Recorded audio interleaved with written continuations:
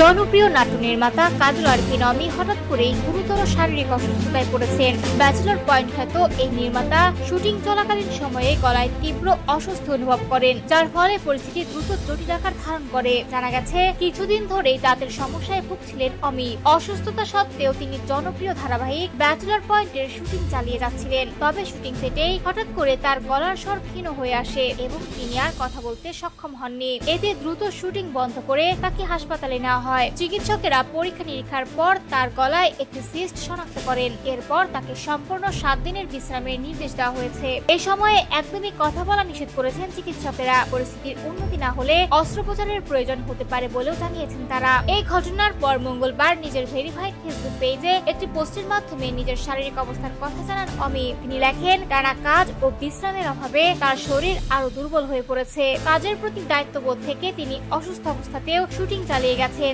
যা শেষ পর্যন্ত পরিস্থিতি আরো জটিল করে তোলে। তিনি আরো জানান, হঠাৎ করে গলায় তীব্র ব্যথা ও অস্বস্তি অনুভব করায় তিনি খুব ভয় পেয়ে যান। কথা বলার চেষ্টা করলেও ব্যর্থ হন এবং এরপরই দ্রুত হাসপাতালে যান। পোস্টের শেষ অংশে অমি সবার কাছে দোয়া চেয়েছেন। তিনি আশা প্রকাশ করেন, দ্রুত সুস্থ হয়ে আবারও কাজের মাঝে ফিরতে পারবেন এবং নিয়মিতভাবে দর্শকদের জন্য নতুন পর্ব উপহার দিতে পারবেন। বর্তমানে তিনি সম্পূর্ণ বিশ্রামে আছেন এবং চিকিৎসকদের পর্যবেক্ষণে রয়েছেন। তার দ্রুত সুস্থতার জন্য ভক্ত ও সহকর্মীদের মধ্যে দোয়ার আহ্বান জানানো হয়েছে।